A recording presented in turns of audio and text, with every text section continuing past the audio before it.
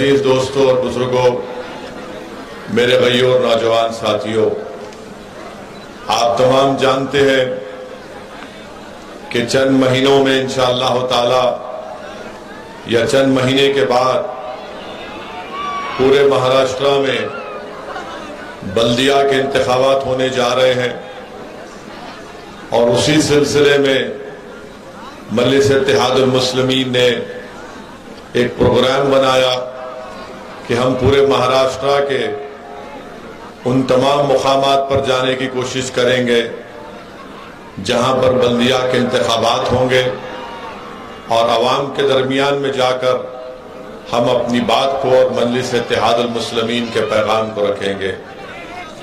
میرے عزیز دوستوں اور بزرگوں، انشاءاللہ تعالی لاتور میں، ادگیر میں اور زیر لاتور میں جہاں کہیں بھی بلدیہ کے الیکشن ہوں گے، وہاں پر مجلس اتحاد المسلمین کے امیدوار ضرور اور انتخابات میں حصہ لیں گے۔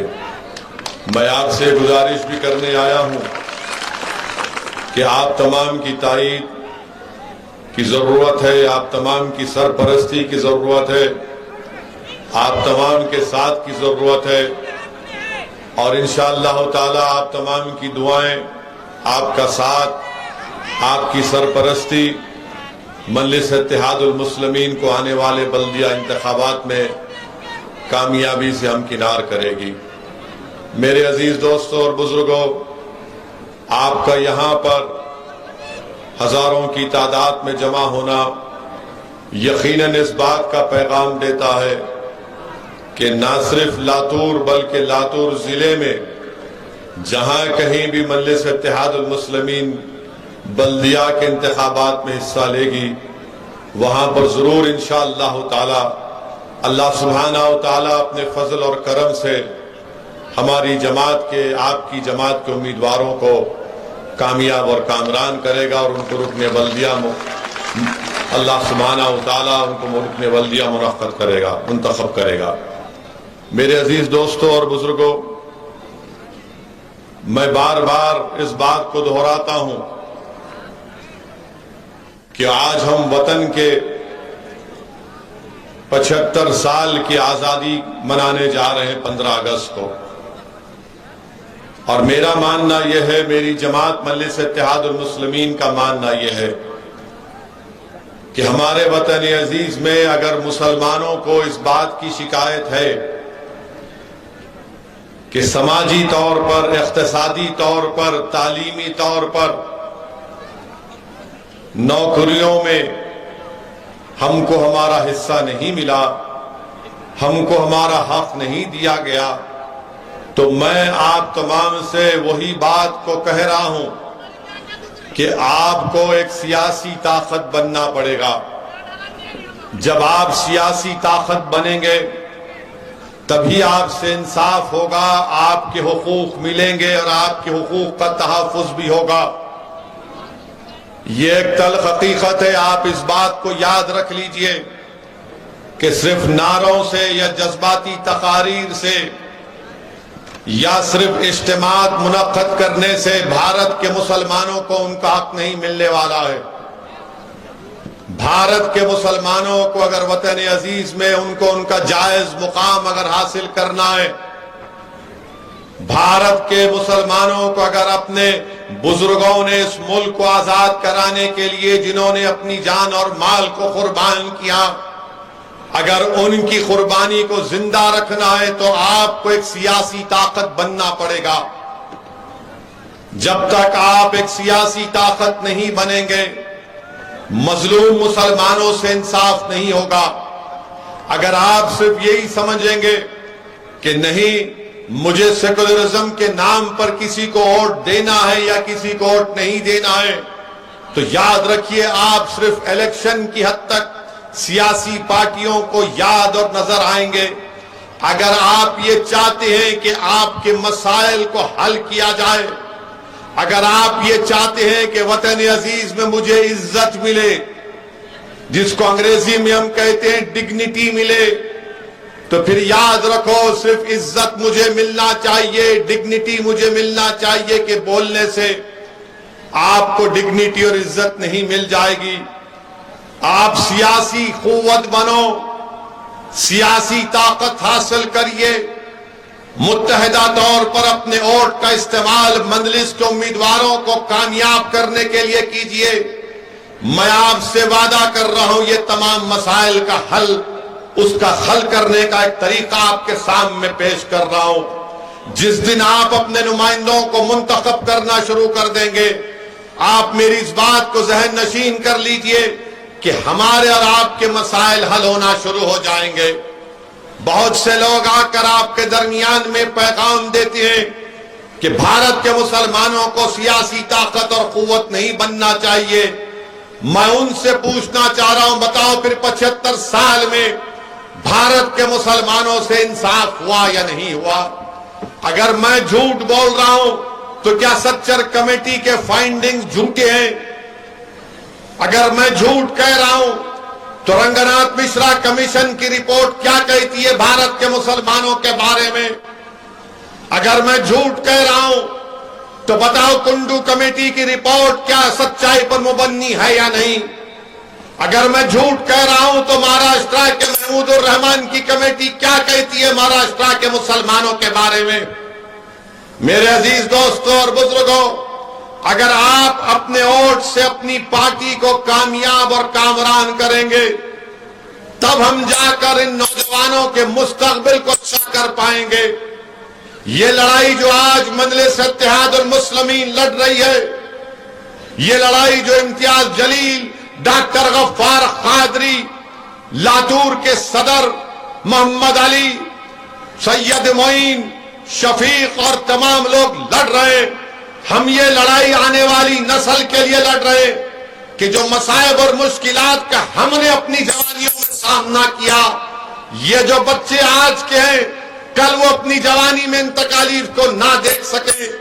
یہ لڑائی ان کے آنے والے روشن مستقبل کے لیے ہم لڑ رہے ہیں۔ میرے عزیز دوستوں اور بزرگوں، میری آپ سے اپیل ہے کہ آپ اس جد و جہد میں ہمارا ساتھ دیجئے۔ آپ یقیناً یہاں پر آئے، میں آپ کو سلام کرتا ہوں۔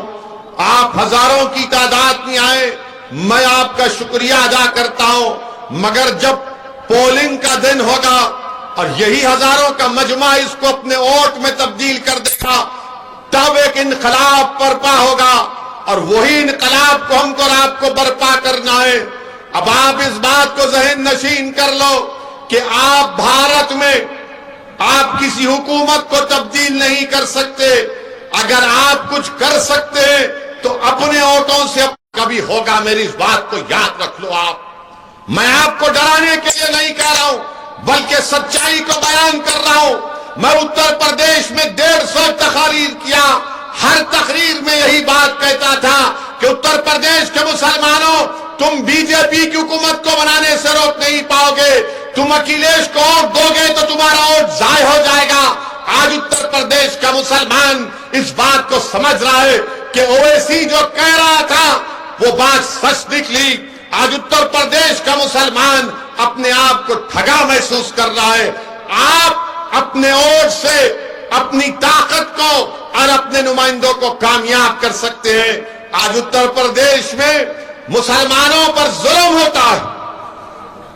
ایک بچہ بدایون کا، اس کو پولیس پکڑتی ہے، الزام لگاتی ہے کہ اس نے گوشت کو کسی گائے یا کسی بھینس کو کاٹا، اور گوشت کے الزام میں، اسمگلنگ کے الزام میں پکڑ کر اس کو اتنا مارتی ہے کہ اس کے جسم کے پچھلے حصے میں راڈ کو اندر ڈال دیا جاتا ہے۔ آپ بتائیے، کیا کوئی سماجوادی کا نیتا بولا؟ کیا کوئی بہوجن سماج کا لیڈر بولتا ہے؟ سب خاموش بیٹھے ہیں۔ ہم بیان دیتے ہیں، میڈیا میں بولتے ہیں، مجلس کے ذمہ دار اس غریب کے گھر کو جاتے ہیں تو وہاں کے مجلس کے ذمہ داروں نے مجھے فون کر کر کہا کہ صدر الدین اویسی صاحب، جس بچے پر یہ ظلم اور بربریت کی گئی اس کا باپ اتنا غریب ہے کہ وہ خبر کھود کر اپنی زندگیوں کو گزارتا ہے، اپنے گھر کو چلاتا ہے، اس پر ظلم ہوا مگر کوئی آواز نہیں اٹھائے گا۔ میرے عزیز دوستوں اور بزرگوں، کانپور میں گڑبڑ ہوئی، میڈیا تو ماشاءاللہ ایک طرفہ دکھاتا ہے اپنے پپا مودی کو ہی صرف۔ میڈیا کے دو آنکھ ہیں مگر ایک آنکھ اتنی محبت میں ڈوب چکی ہے بی جے پی کے، اور دوسری آنکھ میں مودی کا موتیا اتر چکا ہے، تو ان کو دکھتا ہی نہیں ہے، مگر ہر ٹی وی چینل پر دکھایا جا رہا ہے یہ مسلمان پتھر پھینکا، مسلمان پتھر پھینکا۔ ارے جب پتھر پھینکتا ہے تو دو طرف سے پتھر پھینکے جاتے ہیں، ایک طرف سے پتھر نہیں پھینکا جاتا، دو طرف سے پتھر پھینکے جاتے ہیں، اور پولیس کا کام یہ ہے کہ جو پتھر پھینکتا اس کو اٹھاؤ آپ، مگر یہاں پر نہیں، یہی لوگ کیے، یہی کیے، یہی پتھر پھینکے، پیٹرول بم بنائے، واٹس ایپ گروپ بنائے۔ یاد رکھو یہ کہانی بہت پرانی ہو چکی ہے، اس کہانی کو بدلو۔ تم 40 سال سے صرف یہی کہانی، نہیں مسلمانی پھینکا، مسلمانی کیا، تو کیا سب کیا دوسرے دودھ کے دھلے ہوئے ہیں؟ مگر آپ دیکھو کوئی آواز نہیں اٹھاتا۔ اتر پردیش میں سماجوادی کے نیتاؤں کے، ان کے لیڈر کے منہ میں دہی جم چکی ہے، زبان نہیں کھولتے۔ مدھیہ پردیش میں سیندوا کھرگون میں گھروں کو توڑ دیا گیا، گھروں کو توڑ دیا گیا بغیر نوٹس دیے، کوئی آواز نہیں اٹھاتا۔ سیندوا کھرگون کے غریب مسلمانوں نے فون کر کر مجلس کے لوگوں کو کہا کہ کیا کوئی مدد نہیں کرو گے؟ اللہ کا فضل و کرم ہے، ہم نے کوشش کی، جن غریبوں کے گھروں کو بیجا توڑ دیا گیا تھا بی جے پی کی سرکار کی جانب سے، ہم نے ان کو کچھ مالی امداد کرنے کا انتظام کروایا۔ آپ بتائیے کون پھر آواز بنے گا آپ کی؟ سب لوگ آ کر بولیں گے اویسی بھڑکا بھاشن دیتا ہے، اویسی جذباتی تقریر کرتا ہے۔ ارے میں جو کچھ کہہ رہا ہوں ابھی اور کہوں گا اس میں بتاؤ اس میں کیا سچائی ہے یا جھوٹ ہے، مجھے بتاؤ۔ تم صرف سچائی کو قبول کرنے کے لیے تیار نہیں ہو، تم مجھ سے نفرت اس لیے کرتے ہو کہ تم نہیں چاہتے کہ بھارت کا مسلمان ایک سیاسی قوت بن جائے، تم مجھ سے نفرت اس لیے کرتے ہو کہ تم نہیں چاہتے کہ غریب مسلمان کو انصاف ملے، تم مجھ کو گالیاں اس لیے دیتے ہو تاکہ تم نہیں چاہتے کہ مسلمان پڑھ لکھ کر اس کے منہ میں زبان آ جائے اور وہ اپنے انصاف کے لیے کھڑا ہو جائے۔ تم میرے جسم پر گولیاں اس لیے چلائی تم نے تاکہ تم نہیں چاہتے کہ میں زندہ رہوں اور غریب اور مظلوموں کی داستان کو، انصاف کو بیان کروں۔ مگر سن لو گولی مارنے والوں، سن لو میرے دشمنوں، میں مرنے کے لیے تیار ہوں۔ کیا تم مرنے کے لیے تیار ہو؟ بتاؤ گولی چلانے والوں۔ مجھ کو مارنے والوں یاد رکھو، تم کو بھی مرنا ہے، مجھے بھی مرنا ہے ایک دن۔ میں موت سے نہیں ڈرتا، میں ڈرتا اس بات سے ہوں کہ جب خبر میں تم اور ہم جائیں گے، جب حشر کا میدان ہوگا تو ہم کیسے اپنے اعمال کا حساب دیں گے۔ موت تو سب کو آنے والی ہے، کوئی دنیا میں زندہ نہیں رہے گا، جو آیا وہ جائے گا، جو دنیا میں آیا وہ جائے گا، مگر کون جائے گا؟ سب کو جب جانا ہے تو جب دنیا میں چند دن کی مہلت اللہ نے مجھے اور آپ کو دی ہے تو ہم کو سچائی کو سامنے لانے کا کام کرنا ہے، ہم کو باطل کو شکست دینا ہے، حق کو کامیاب کرنا ہے، ہم کو مظلوموں سے انصاف کرنا ہے، ظالم کے ظلم کو روکنا ہے۔ میں ہرگز اس بات کو نہیں مانتا کہ ظلم کو سہا جائے، ظلم کو سہنا بھی ظلم ہے، یاد رکھو میری اس بات کو۔ ظلم کو سہنا بھی ظلم ہے. اگر کوئی کہتا ہے کہ ظلم کو سہو، میں کہوں گا نہیں سہوں گا میں. کوئی کہے گا اگر تمہارے کوئی گال پر تھپڑ مارے تو دوسرا گال پیش کر دو، میں کہوں گا نہیں، تم نے اگر تھپڑ مارا تو غفلت سے مارا، دوسرا مارنے کے لیے ہاتھ اٹھاؤ گے تو پنجہ پکڑ لوں گا دبا کے، یاد رکھو. وہ دن چلے گئے تم ہم کو ڈراتے تھے، وہ دن ختم ہو گئے. اب وہ دن چلے گئے وہ ڈرانے کے. اب ڈرانے والے یاد رکھو، تمہارے ڈرانے سے ہم ڈرنے والے نہیں ہیں. میری زندگی کی قیمت اور تمہاری زندگی کی قیمت ایک ہے. اگر میں مسلمان ہوں تو میری جان کی قیمت کی کمی نہیں ہے. میں بھارت کا اول درجے کا شہری تھا، ہوں اور رہوں گا انشاءاللہ تعالی. لوگ پوچھیں گے اویسی تم کیا کہہ رہے ہو؟ مثال دے رہا ہوں. دلی میں فساد ہوا تو ویڈیو آج بھی ہے. وہ بچے کا نام، مرحوم کا نام فیصل یا فضل تھا. 3 بچے زمین پر لیٹے ہوئے ہیں. دلی کی پولیس ان کو مار رہی ہے اور مار کر زخمی ہے. اور حضرت پولیس دلی کی کہتی ہے کہ پڑھو جن گن من پڑھو. موت قریب ہے اس مسلمان بچے کی. وہ جن گن من پڑھ رہا ہے، اس کے بعد وہ بچہ مر جاتا ہے. کیا اس بچے کی جان کی قیمت نہیں ہے؟ کیا میں جا کر اس کی ماں سے کہوں کہ تمہارے بیٹے پر ظلم ہوا تم سہ لو؟ وہ کہے گی ظالم ہے تو بولنے والے. میں نے اپنی کوکھ کو جار دیا، میں اپنی اولاد سے محروم ہو گئی. ہم ان ماؤں کو کہنا چاہ رہے کہ اب ہم اپنے بچوں کو نہیں کونے دیں گے انشاءاللہ تعالی. اب ہم ظلم نہیں سہیں گے.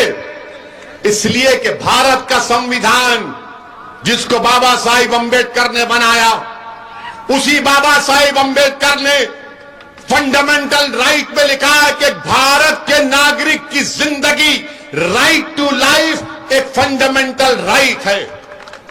میری زندگی، آپ کی زندگی، سب کی زندگی، چاہے کسی مذہب اور ذات کا ہو، اس کی زندگی ایک فنڈامنٹل رائٹ ہے. آپ میرا فنڈامنٹل رائٹ مجھ سے نہیں چھین سکو گے. میرے عزیز دوستوں اور بزرگوں، یہ لڑائی آپ کو اور ہم کو مل کر لڑنا ہے. یہ لڑائی مشکل ضرور ہے، مگر مجھے یقین ہے کہ اگر آپ کا ساتھ ملے گا، آپ کی دعائیں ساتھ رہیں گی، تو انشاءاللہ تعالی ہم نہ صرف لاتور میں، نہ صرف مہاراشٹرا میں، بلکہ پورے بھارت میں ہم ایک نئی تاریخ کو رقم کریں گے انشاءاللہ تعالی. میرے عزیز دوستوں اور بزرگوں، پارلیمنٹ میں امتیاز جلیل کی ہماری تقریر ہوتی ہے، ہم مظلوم عوام کے مسائل کو اٹھاتے ہیں، تو لوگ بولیں گے کہ پارلیمنٹ میں دوسرے پارٹی کے مسلمان ایم پی نہیں ہیں. ہے ضرور، مگر جب امتیاز جلیل اور اسد الدین اویسی کی تقریر کی باری آتی ہے تو دوسری پارٹی کے مسلمان آ کر بیٹھ کر بولتے ہیں کب بولو گے، کیا ٹائم پہ شروع ہوگا؟ اور سب ہم جب بولتے ہیں کہ آپ بولو تو بولے ہماری پارٹی بولنے نہیں دیتی ہم کو، اویسی صاحب ہماری پارٹی ہم کو بولنے نہیں دیتی، اسی لیے ہم بیٹھ کر آپ کی تقریر کو سنتے ہیں. میرے عزیز دوستوں اور بزرگوں، میں یہاں پر آیا ہوں تو لاتور میں آپ کو لیڈر بنانے کے لیے آیا ہوں. میں بھارت کے جس کونے میں جاتا ہوں وہاں پر کہتا ہوں کہ آپ کو نیتا بننا ہے، آپ کو قائد بننا ہے، آپ کو قیادت کرنا ہے. اور قیادت کسی گھر کا یا خاندان کا حصہ نہیں رہے گا. اگر کوئی کسی بڑے باپ کا بیٹا ہے یا کسی خاندان کا چشم و چراغ ہے تو ضروری نہیں ہے کہ وہی قیادت کرے. قیادت وہ کرے گا جس کے دل میں سب سے پہلے اللہ کا خوف ہوگا اور شیطان کا دشمن ہوگا. قیادت وہ کرے گا جو اللہ سے ڈرے گا اور باطل سے مقابلہ کرے گا. قیادت وہ کرے گا جو اللہ اس کے رسول سے محبت کرے گا اور رسول اللہ صلی اللہ علیہ وسلم کے دشمنوں سے نفرت کرے گا. قیادت وہ کرے گا جو اللہ کو راضی کرے گا اور شیطان سے نفرت کرے گا. وہ قائد نہیں ہو سکتا جو اللہ کو بھی اور شیطان کو بھی راضی کرنا چاہتا ہے. میرے عزیز دوستوں اور بزرگوں، اسی لیے ہم آپ سے اپیل کر رہے ہیں، کیا آپ مہاراشٹر کے لیڈر بننے تیار ہیں؟ کیا تم قائد بننے تیار ہو؟ جو کوئی لیڈر بننا چاہتا ہے ہاتھ اٹھاؤ پورا. بس یہی میری زندگی کا سرمایہ ہوگا.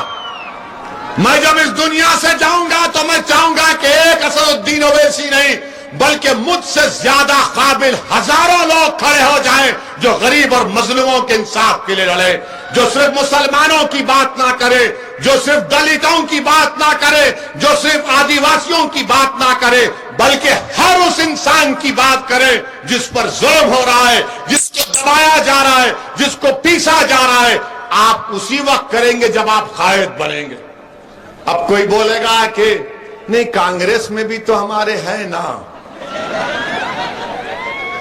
راشٹروادی میں بھی تو ہمارے ہیں نا، شیو سینا میں بھی ہے نا. ہے نا سے رہنا بڑا فرق پڑتا ہے. پڑے ہوئے ہیں، ہے وہاں پر پڑے ہوئے ہیں، مگر جب تم مجلس میں آ کر لیڈر بنو گے، نیتا بنو گے، تو تمہاری آواز کو تمہارا دشمن بھی سنے گا، تمہاری آواز کو ہر کوئی سنے گا. تم کو اللہ رب کریم دین و دنیا کی عزتوں سے نوازے گا. تم اپنی آواز کو آزادگی کے ساتھ اٹھا پاؤ گے. میرے عزیز دوستوں اور بزرگوں، یہی ہمارا مقصد ہے کہ آپ کو لیڈر بنانا، آپ کو نیتا بنانا، آپ کو ان لوگوں کے سامنے لا کر کھڑا کر دینا. تبھی جا کر ہم اپنے مسائل کو حل کر سکتے ہیں. لوگ بہت سی باتیں کریں گے اور کرنے کا ان کو حق بھی اور اختیار بھی حاصل ہے، جمہوریت ہے.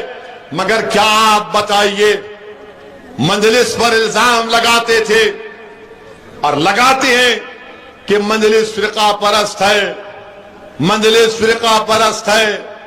ارے بتاؤ، اگر مجلس فرقہ پرست ہوتی تو اورنگ آباد میں 21 سال کے شیو سینا کے ایم پی کو اورنگ آباد کی عوام نے اور اللہ کے فضل و کرم سے 21 سال کے شیو سینا کے ایم پی کو کیا کانگریس نے ہرایا؟ کیا راشٹروادی نے ہرایا؟ اور اس ہرانے والے کا نام کیا تھا؟ اس ہرانے والے کا نام سید امتیاز جلیل تھا. یہی کام ہم کر سکتے ہیں اگر آپ کے حوصلے بلند ہو. اگر آپ خواب دیکھنا جانتے ہیں تو خواب دیکھو لاتور کی جنتا، تم خواب دیکھو اور انشاءاللہ ہم اس خوابوں کو پورا کریں گے مل کر. مگر اگر آپ خواب نہیں دیکھیں گے، اگر آپ یہی سمجھیں گے ارے نہیں بھائی کچھ نہیں ہونے والا ہے، یہاں کیا ہوتا، یہ سب ایک ملے ہوئے ہیں. نہیں میرے عزیز دوستوں اور بزرگوں، سب ملے ہوئے ہو سکتے ہیں. اسد الدین اویسی ان لوگوں سے کبھی نہیں ملا، نہ کبھی ملے گا انشاءاللہ تعالی. میرا کوئی مفاد نہیں ہے، میرا ایک ہی مقصد ہے، میرا ایک ہی مقصد ہے کہ آپ کو لیڈر بنایا جائے. اللہ نے مجھے بہت کچھ دیا، مجھے ایک ہی چیز چاہیے کہ میری آنکھ جب بند ہو جائے اللہ کے حکم سے تو میں ایک ہی چیز چاہتا ہوں کہ مسلمان ایک بھارت میں سیاسی قوت بن جائے، مسلمان ایک سیاسی طاقت بن جائے. تب آپ دیکھیں گے، شاید میں زندہ رہوں یا نہ رہوں، مگر میرے الفاظ کو یاد رکھنا کہ ایک دیوانہ ہمارے درمیان میں آ کر پکارتا تھا کہ بھارت کے مسلمانوں کو ایک سیاسی طاقت بننا ہے، بھارت کے مسلمانوں کو نیتا بننا ہے، بھارت کے مسلمانوں کو لیڈر اور قائد بننا ہے، بھارت کے مسلمانوں کا مسئلہ سیاسی قوت سے حل ہوگا. آپ جب یاد رکھیں گے کہ ہاں یہ شخص کہتا تھا، ہم کو اس وقت اس کی بات سمجھ میں نہیں آئی. میں لاتور کے عوام سے ہی کہہ رہا ہوں کہ آپ ہمارا ساتھ دو، آپ ہمارا ساتھ دو. نوجوانوں، آپ محمد علی کا ساتھ دو، مجلس کا ساتھ دو اور آنے والے بلدیہ کے انتخابات میں اپنے ووٹ سے مجلس کے امیدواروں کو کامیاب اور کامران کریے۔ لوگ بہت سی باتیں کرتے جائیں گے، مگر آپ بتائیے، جب اورنگ آباد کی پارلیمنٹ کی سیٹ سے امتیاز جلیل کو اللہ نے کامیاب کیا، تو کیا ہم مہاراشٹر میں ایک اور انقلاب نہیں برپا کر سکتے؟ برابر کر سکتے ہیں۔ لوگ بہت سی باتیں کریں گے، بہت سی باتیں کرتے آئے ہیں، ارے ایسا ہوگا، کچھ نہیں ہونے والا ہے، اب کچھ نہیں ہونے والا ہے۔ جو لوگ آ کر تم سے کہیں گے سیکولرزم ہے، کہاں کا سیکولرزم ہے بتاؤ؟ جو سمویدھان میں سیکولرزم ہے میں اس کو مانتا ہوں، جو سیاسی سیکولرزم ہے میں اس پر تھوکتا ہوں۔ یہ سیاسی سیکولرزم کیا ہے سنو آپ۔ مدھیہ پردیش میں ایک ہمارے جین طبقے کے، جین برادری کے ایک ضعیف آدمی کو ایک بی جے پی کے کارپوریٹر کے ہسبینڈ نے، شوہر نے خوب پیٹا، تھپڑ مارا، ویڈیو نکالا، اور کیا کہہ رہا تھا؟ بول کیا تو مسلمان ہے؟ 4 تھپڑ مارتا، بول کیا تو مسلمان ہے؟ وہ بیچارہ ضعیف بوڑھا بول رہے نہیں تو مسلمان ہے، اتنا مارا کہ وہ مر گیا۔ اب آپ بولو سیکولرزم ہے یہ سیکولرزم ہے؟ مدھیہ پردیش میں وسیم شیخ ہاتھ کٹے ہوئے ہیں، بی جے پی کی سرکار نے کہا کہ پتھر پھینکتا ہے، دکان کو توڑ دیے، یہ سیکولرزم ہے؟ آپ بتائیے کون سا سیکولرزم ہے یہ؟ میرے دلیلوں کا جواب دو۔ جو مجھ پر انگلیاں اٹھاتے ہیں، جو مسلمانوں کی سیاسی قوت بننے کی راہوں پر کانٹے ڈالتے ہیں، بتاؤ پھر یہ کیسے ہو رہا ہے؟ کون کر رہا ہے یہ؟ میرے عزیز دوستوں اور بزرگوں، آپ کو فیصلہ لینا ہے، آپ ایک اچھا فیصلہ لے لیجئے، حالات تبدیل ہو جائیں گے۔ اور پھر دوسری جانب ہم دیکھتے ہیں، جیسا کہ ابھی امتیاز جلیل نے کہا کہ ملک میں مسلمانوں سے نفرت اتنی بڑھ چکی ہے، اور 2014 سے بی جے پی نے، نریندر مودی کی قیادت میں بی جے پی نے بھارت کے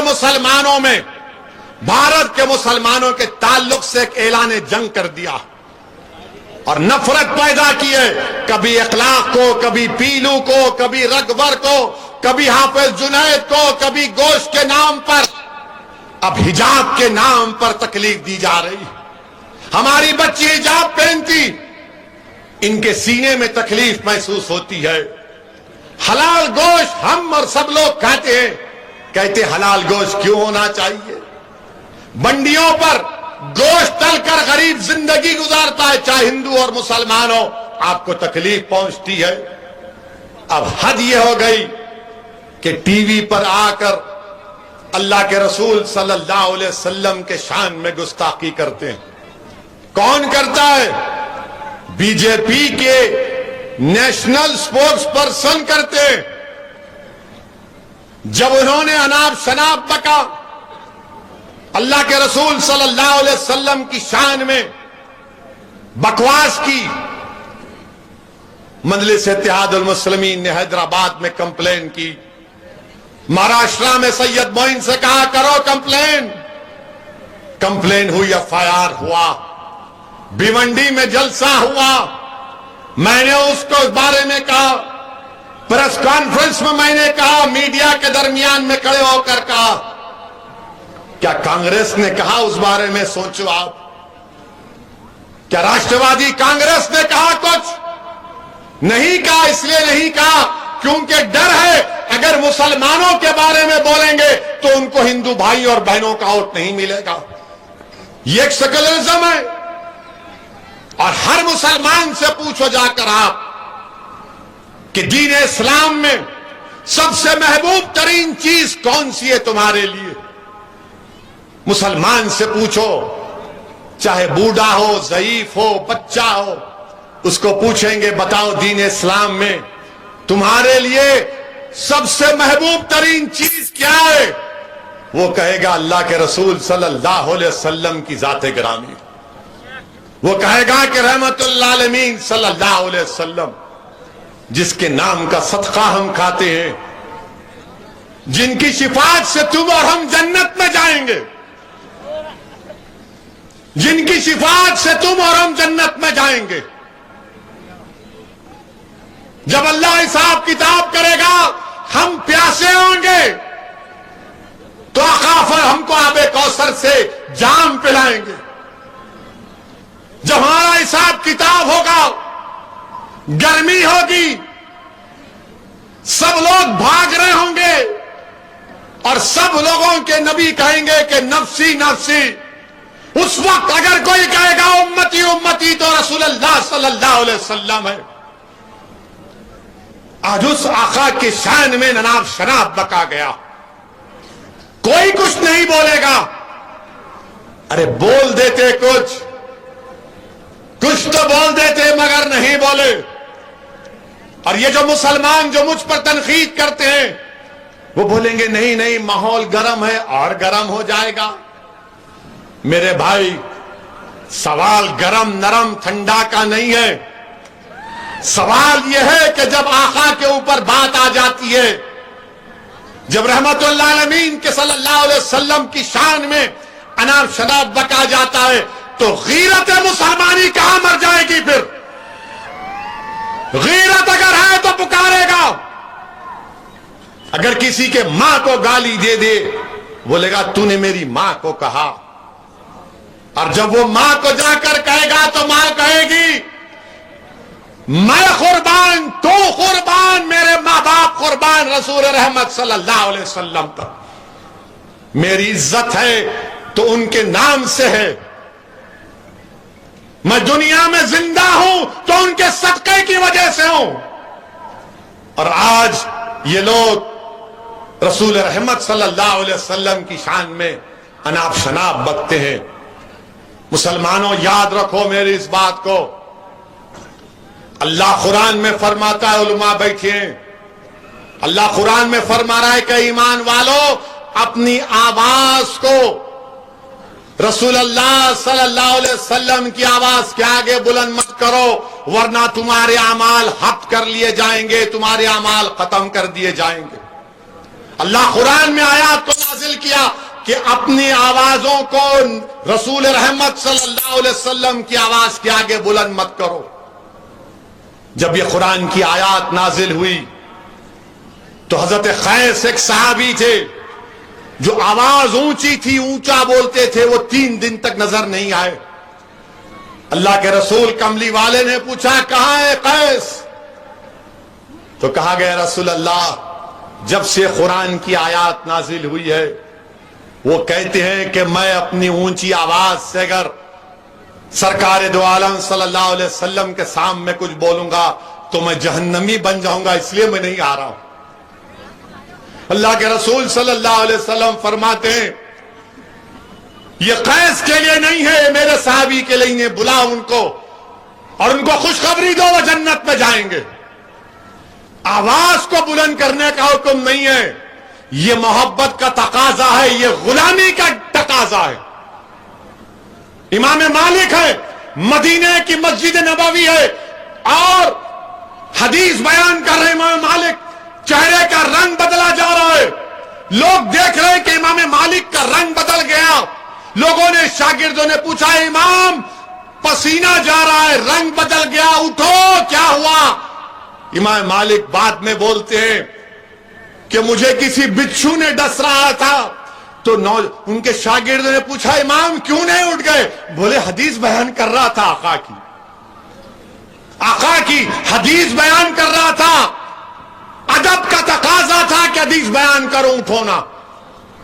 یہ رسول اللہ صلی اللہ علیہ وسلم سے محبت اور ادب ہے. میرے عزیز دوستوں اور بزرگوں، یہ بیان اس لیے کر رہا ہوں کہ نوجوانوں کو معلوم ہو جائے. سیاسی تقریر تو ویسی بہت کرے گا اور کرتا رہے گا انشاءاللہ. ہماری امت کی ماں کے بارے میں اناب شناب بکا گیا. کیا تم کو معلوم حضرت عائشہ وسلم کی 2000 حدیثوں کو روایت کیا؟ 2000. کیا تم کو معلوم حضرت عائشہ کی کا نکاح آقا سے اللہ کے حکم پر ہوا؟ ارے دنیا والوں سنو، ہماری امت کی ماں کا پیغام اللہ کے رسول کے پاس حضرت جبرائیل لے کر گئے تھے۔ میرے عزیز دوستوں اور بزرگوں، ہماری امت کی ماں 2000 حدیث کی روایت کی۔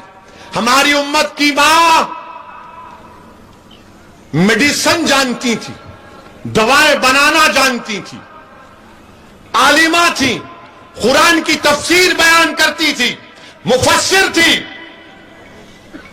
آج ان کی شان میں اناپ شناپ بکا جاتا ہے، ان کی شان میں۔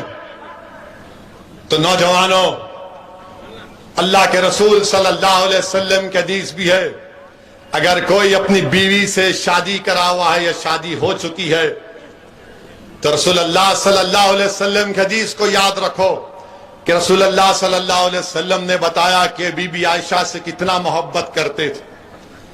بی بی عائشہ پانی پی رہی ہیں، اللہ کے رسول صلی اللہ علیہ وسلم اس پانی کے پیالے کو لے کر پوچھتے ہیں کہ عائشہ تم نے کس جگہ سے پانی کا پیالہ پیا؟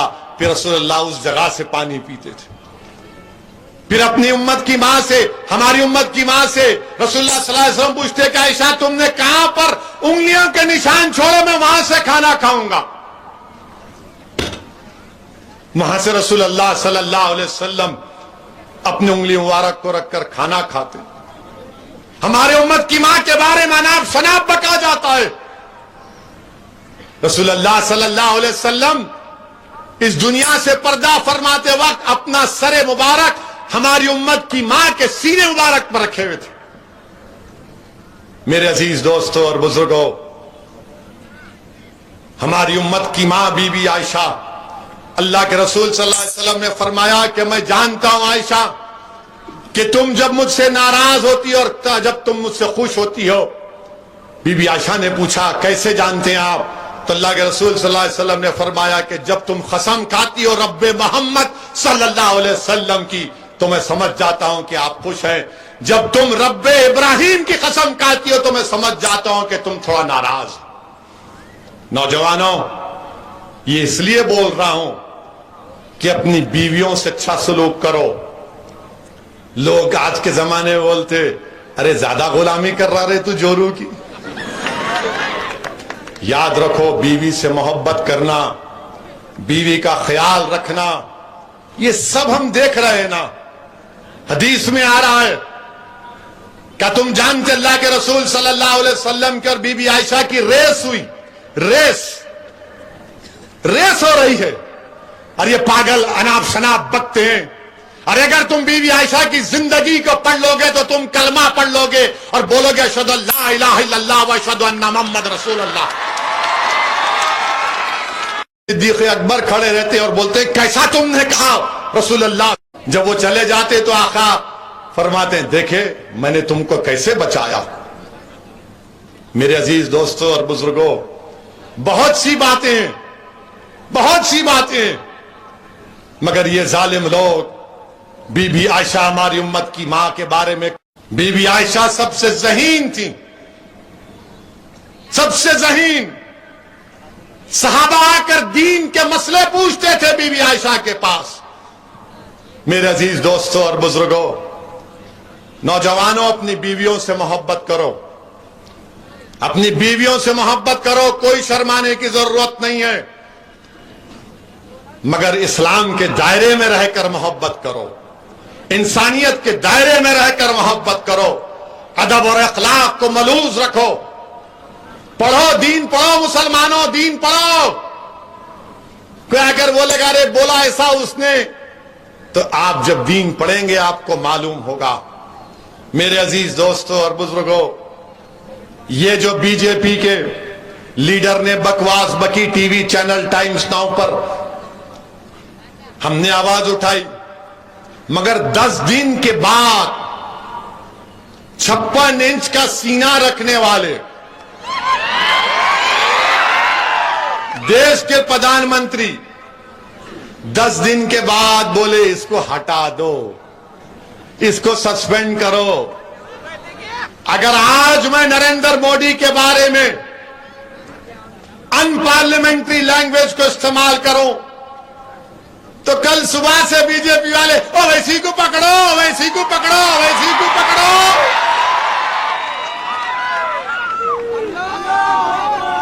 آپ بتائیے 10 دن کے بعد مودی کو خیال آیا ہم پکار رہے ہیں, بول رہے ہیں, مگر ٹس سے مس نہیں ہوتے متروں.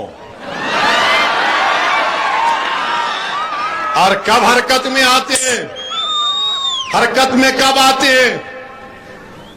جب قطر میں کچھ ہوتا ہے, سعودی عرب میں کچھ ہوتا ہے, عرب امارات میں کچھ ہوتا ہے, بحرین میں کچھ ہوتا ہے. جب پردھان منتری بولتے ہیں اوہ گڑبڑ ہو گئی رے باپ, اب تو میں چائے بھی نہیں پلا سکتا ان کو, تب پردھان منتری کو خیال آتا ہے مودی کو ہو بہت بری طرح. آپ کو معلوم کہ 50% آئل وہاں سے آتا, 40% گیس قطر سے آتی. مطلب کون لو بول رہا آپ کو؟ آپ کو معلوم کہ بھارت کا 55% فارن ریمیٹنس یہاں سے آتا, یہاں سے آتا. 8 ملین لوگ یعنی 80 لاکھ لوگ بھارت کے وہاں کام کر رہے ہیں. دیش کے پردھان منتری کبھی سوچو آپ, اگر ان کو کچھ ہو جائے گا وہاں کے ملک میں, وہاں پر ان کی جان اور مال کو خطرہ پیدا ہو جائے گا تو کیا ہوگا دیش کے پردھان منتری؟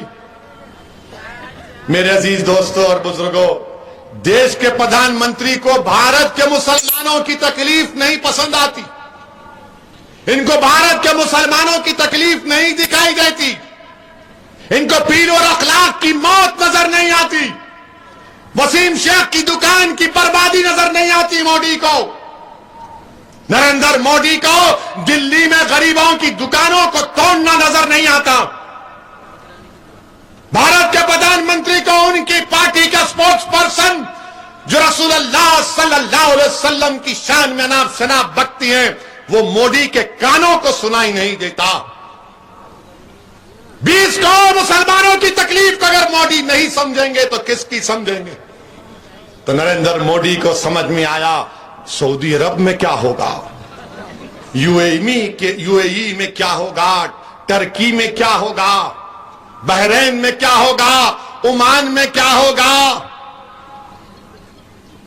یہاں کی ان کو تکلیف نظر آئی.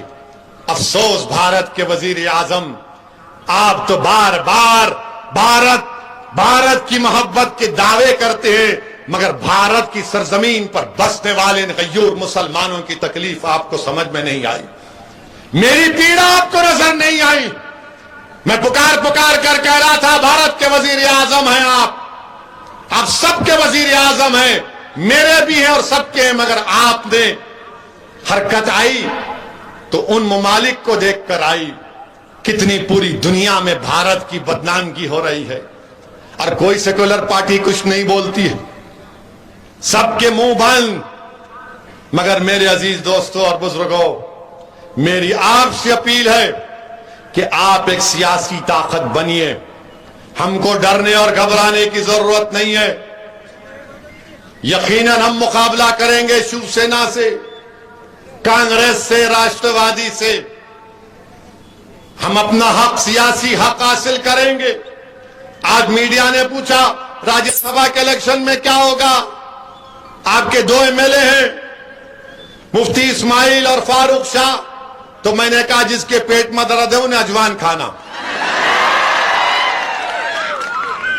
مگر یہ لوگ بولیں گے نہیں تم آنا ہمارے پاس 2 راستے, تم بات کرو, بات کریں گے, نہیں کرتے گھر میں بیٹھیں گے ہم آرام سے.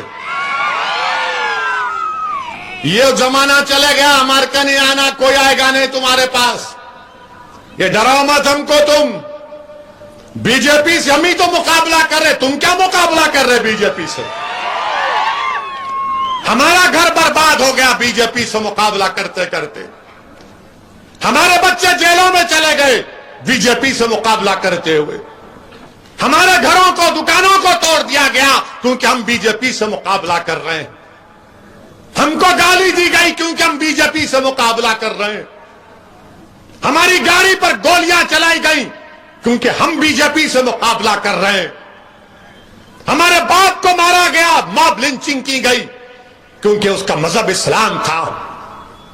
آپ کو کیا ہوا؟ آپ تو دور بیٹھ کر تماشا دیکھ رہے ہیں. آپ تو میری خبر پر مرنے کے بعد آ کر 2 پھول چڑھا کر بولیں گے مرنے والا اچھا آدمی تھا. مگر عزیز دوستوں اور بزرگوں, یہ ان کو فیصلہ کرنا ہے. اب وہ گیا زمانہ کہ یہ لوگ کیا سمجھتے. ایک کہاوت ہے دکن میں کہ غریب کی جورو سب کی بھابھی کہتے ہیں. وہ گیا زمانہ. اب بات چیت برابری کی ہوگی. یقیناً ہم بھی چاہتے ہیں کہ مالیگاؤں ودھان سبھا میں کروڑوں روپے کے ترقیاتی کام کروائے جائیں. یہ مالیگاؤں کی عوام کا حق بنتا ہے. مہاراشٹر کے مسلمانوں کو ریزرویشن ملنا ہے. جب مراٹھوں کی بات ہوگی تو مسلمانوں کی بات ہونی چاہیے. میں مراٹھوں سے کم نہیں, میں برابر ہوں مراٹھوں کے, یاد رکھو. اگر ان کو ملے گا تو مجھے ہی ملنا چاہیے. یہ نہیں ہو سکتا کہ تم گلاب جامن کھاؤ اور میں حسرت بری نگاہوں سے دیکھوں کہ کب آئے گا کب آئے گا. یاد رکھو, اور گلاب جامن اس کو ملے گا اور مجھے نہیں ملے گا تو پوری مٹھائی کی دکان اٹھا کر لے کر چلا جاؤں گا میں.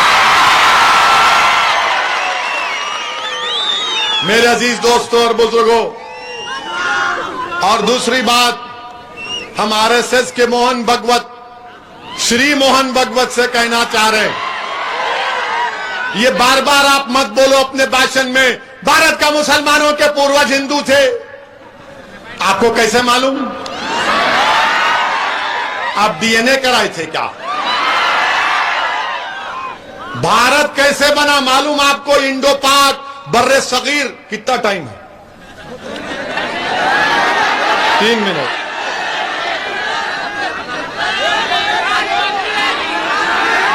تین منٹ ہے. تو بھارت کیسے بنا؟ بھارت انڈیا جو موجودہ بر صغیر جس کو کہتے ہیں, 65,000 سال پہلے افریقہ سے لوگ آئے تھے. اب پوچھئے آر ایس ایس والوں سے, ہاں افریقہ سے ہے. پھر اس کے بعد 45,000 سال پہلے ایران سے کسان آئے تھے. ہاں ایران سے آتے یہاں پہ. پھر اس کے بعد ایسٹ ایشیا سے آئے, سینٹرل ایشیا سے آئے, تب جا کے یہ بھارت بنا.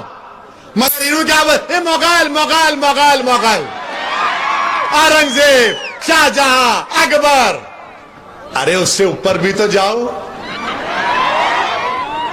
پشیمترا سنگا کون تھا؟ کیا اس نے 50-60 ہزار بودھ مذہب کے عبادت گاہوں کو نیست و نابود نہیں کیا تھا؟ اگر میں مغلوں کا جانشین تو کیا آپ ان کے جانشین ہیں؟ بتاؤ آپ. اور پھر آپ بولتے کہ نہیں وہ فلاں ایسا. میرے عزیز دوستوں اور بزرگوں, میری آپ سے اپیل ہے, آپ تمام سے اپیل ہے کہ آنے والے بلدیہ کے انتخابات میں آپ متحدہ طور پر مجلس کا ساتھ دیں گے نا؟ انشاءاللہ مجلس کا ساتھ دیں گے نا؟ ووٹ دیں گے پتنگ کے نشان پر. تو میرے ساتھ نعرہ لگائیے, نعرہ تکبیر, نعرہ تکبیر, نعرہ تکبیر.